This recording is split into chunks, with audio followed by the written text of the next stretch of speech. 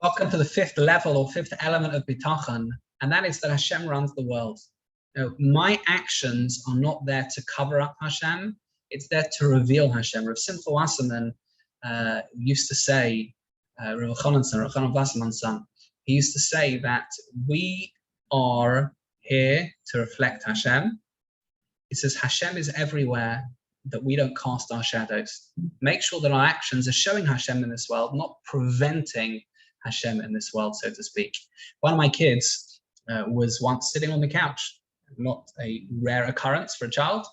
He was sitting on the couch. This was a bit odd because we were hosting Sheva Brachas and we were getting ready that afternoon. We're moving this table and that chair, hosting Sheva Brachas. It takes time. And my son was sitting there. I said to my son, I said, what's happening? Why aren't you helping with all the arrangements? All your sisters are. And he says, Daddy, yeah, I'm helping. I am the ma'argen. He says, we're living in Israel at the time. He says, I'm the organizer. I'm the organizer. That's why I'm helping. I'm the organizer. Even though it looked like he was doing nothing. Hashem is not doing nothing. Hashem is the ma'argen. Hashem is the one who's in charge. He runs the world. And sometimes the way he runs it, we may not fully understand. In fact, we rarely understand or get the full picture, but he does. Let me tell you a story of someone who understood the long-term picture, but it took him a few months.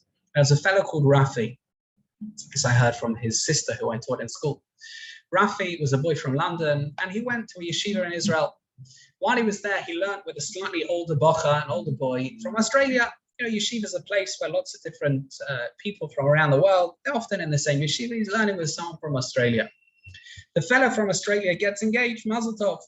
And as it nears the time for his wedding, Rafi realizes that his chavrusa is not getting more and more excited, but he looks a little bit upset, nervous, perturbed by something. Rafi's sensitive, he notices that.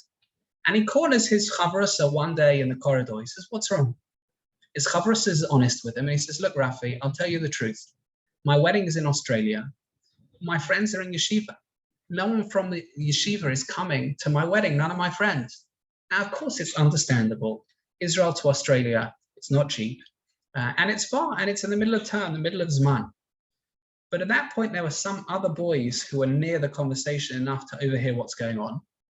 And they decided they're each going to put in $75, $100. They're going to fly one of the boys to Australia to be the representative of everyone. They're going to be at this guy's wedding. They achieved that. They bought a ticket. And of course, Rafi was selected as the guy. He's the chavrusa. So he goes before the wedding a few days to Australia. And while he's there, he said, I may as well help out. There's a custom that some have that the chassan and kala don't see each other for a week before the wedding.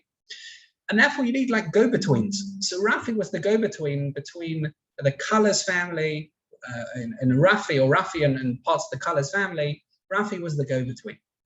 Rafi today, even though he's from London, lives in Australia. He has a child. And the reason he's living in Australia with a child is because he married a girl from Australia. While he was there, it took a bit of a while, but Rafi was eventually introduced, based on him being there, to his chavrusas, to the Kala's sister. The Kala's sister, when they're old enough to get married, the Kala's sister and Rafi married each other.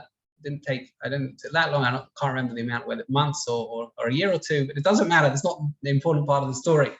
The important part of the story is that Hashem needed Rafi to meet his Kala, his wife, in Australia, but he lived in London. So he had to, he went to yeshiva in Israel. Of course, that was Rafi's decision. And then he was the chavrus of that guy, and he was noticed that the fellow was upset, and the tickets and everything.